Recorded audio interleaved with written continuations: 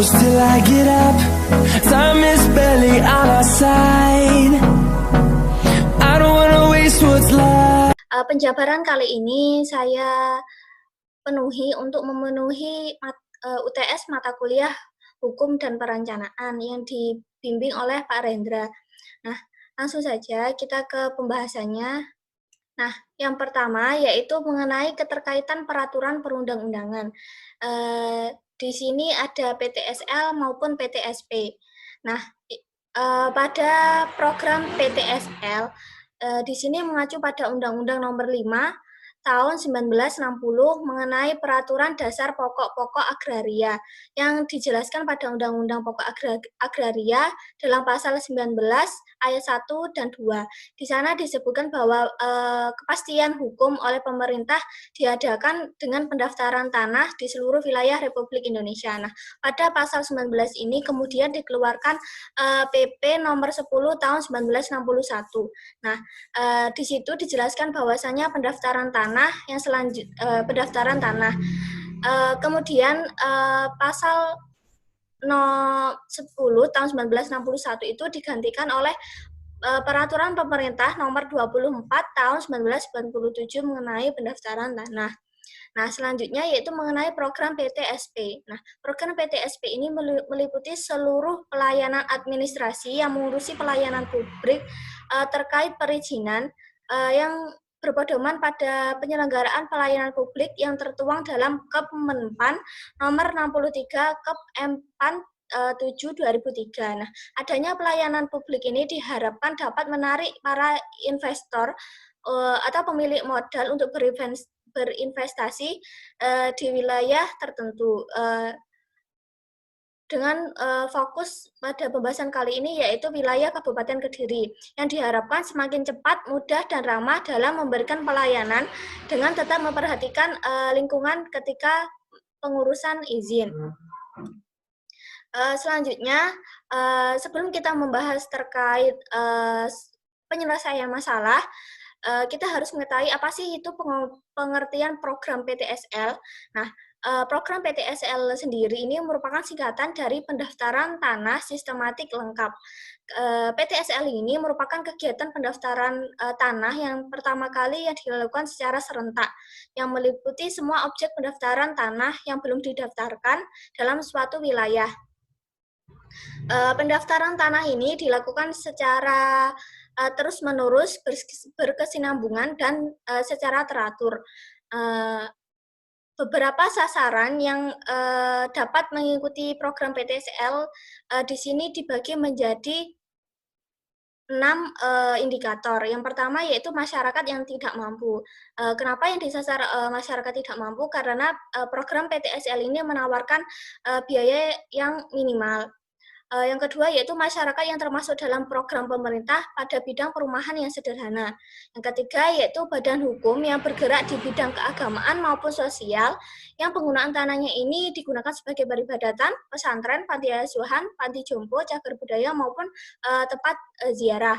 Selanjutnya yaitu diperuntukkan oleh veteran, pensiun PNS maupun purnawirawan TNI dan Polri serta suami istri atau janda, duda veteran maupun pensiun.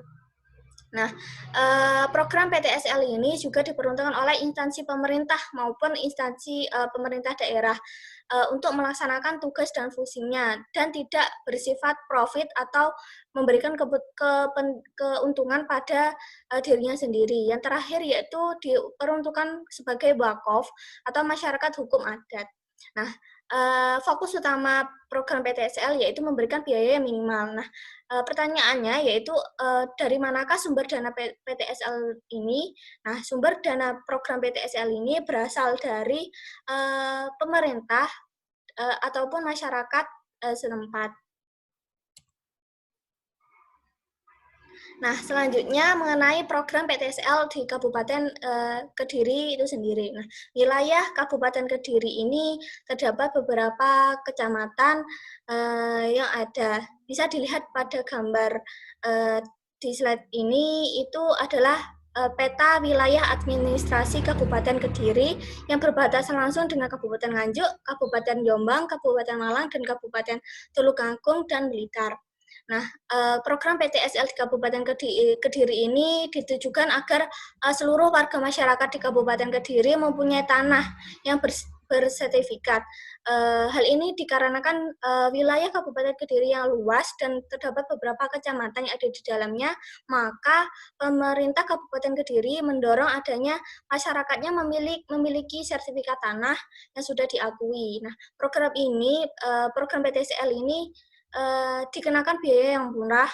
Pemerintah kabupaten juga menganjurkan untuk menyerahkan atau memenuhi syarat dari warga desa yang dilakukan secara berkelompok sehingga pelaksanaan sertifikat tanah ini berjalan dengan singkat dan cepat. Selanjutnya, setelah adanya penyerahan persyaratan yang diserahkan oleh warga desa, akan dilakukan penyuluhan, pendataan, pengukuran, dan pemeriksaan sampai dengan penerbitan dan penyerahan sertifikat tanah tersebut. Nah, permasalahan program PTSL di Kabupaten Kediri ini ada beberapa permasalahan. Yang pertama, sulitnya masyarakat Kabupaten Kediri dalam pembuatan surat izin tanah dikarenakan kendala akan adanya biaya. Yang kedua yaitu dalam pembuatan ini diharapkan dapat mempermudah kinerja para pekerja pemerintah yang memberikan surat izin tersebut. Yang ketiga yaitu sulitnya masyarakat dalam mengurus surat izin dikarenakan pada masa pandemi ini sehingga penanganannya cukup lambat. Nah, dari permasalahan program PTSL tersebut, sehingga muncul beberapa solusi yang dikaitkan dengan peraturan perundang-undangan yang ada di wilayah tersebut. Nah, untuk menyelesaikan masalah PTSL di Kabupaten Kediri ini, BPN Kabupaten Kediri memberikan sertifikat secara serentak dengan tetap memperhatikan protokol kesehatan pada masa pandemi ini. Nah, program ini digalakkan oleh pemerintah yaitu percepatan pendaftaran tanah sistematis secara lengkap. Nah, program ini diperuntukkan kepada warga yang belum mempunyai sertifikat tanah, yang kemudian nantinya akan ditentukan lokasi dan subjeknya. Setelah itu dapat dilakukan penyuluhan, pendataan, pengukuran sehingga sampai dengan tahap penerbitan dan penyerahan sertifikat tanah tersebut. Nah, selanjutnya yaitu solusinya yaitu melayani penerbitan tanah untuk perumahan, perkarangan usaha, kebun, sawah, serta tempat ibadah. Diharapkan adanya program PTSL ini dapat mensejahterakan masyarakat pada masa pandemi. Nah, selanjutnya kita akan membahas tentang program PTSP. Nah, program PTSP ini merupakan singkatan dari Pelayanan Terpadu Satu Pintu atau disingkat dengan PTSP.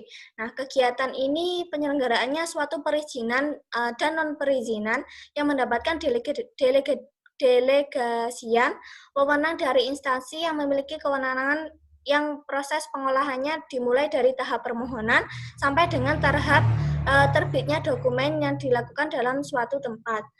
Nah, dalam melayani perizinan ini, program PTSP ini dapat melayani lingkup lingkungan hidup, pendidikan, perumahan, penataan ruang, pertanahan, juga dapat melindungi perlindungan anak dan pemberdayaan perempuan, sosial, ketenagakerjaan, juga dapat dalam bidang perpustakaan, olahraga, dan kebudayaan, pariwisata, serta koperasi dan UMKM. Nah, pelayanan terpadu satu pintu ini atau disebut juga dengan PTSP dibentuk di setiap provinsi maupun kabupaten kota. Nah, pada provinsi ini disebut dengan PTSP, sedangkan pada kabupaten atau kota dinamakan Dinas Penanaman Modal atau BPN. Nah, program PTSP di Kabupaten Kediri ini memiliki beberapa tujuan. Yang pertama yaitu mewujudkan proses pelayanan yang cepat sesuai dengan standar yang telah ditentukan. Yang kedua yaitu memberikan pelayanan yang prima, akuntabel, dan anti korupsi, kolusi, dan nepotisme. Prinsip yang digunakan pada program PTSP ini yaitu keterpaduan, efektif, efisien ekonomis, kemudian koordinasi, akuntabilitas, dan aksesibilitas. Nah, pada Kabupaten Kediri ini pelayanan atau program PTSP ini sudah cukup baik, yaitu adanya media online atau web online untuk mempermudah masyarakat dan pegawai pemerintah untuk memberikan pelayanan terpadu satu pusat. Di bawah merupakan salah satu contoh web online, merupakan web online yang dimiliki oleh Kabupaten Kediri.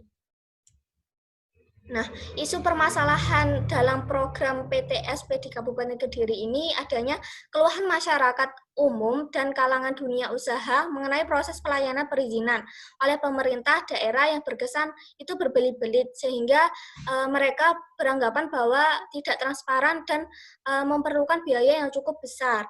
Nah, yang kedua yaitu tidak kejelasan prosedur dalam penanganan program PTSP, program perizinan, sehingga biaya dan waktu dalam pemrosesan suatu izin ini tidak pasti selesainya dan menyebabkan biayanya itu cukup membengkak, sehingga memberatkan para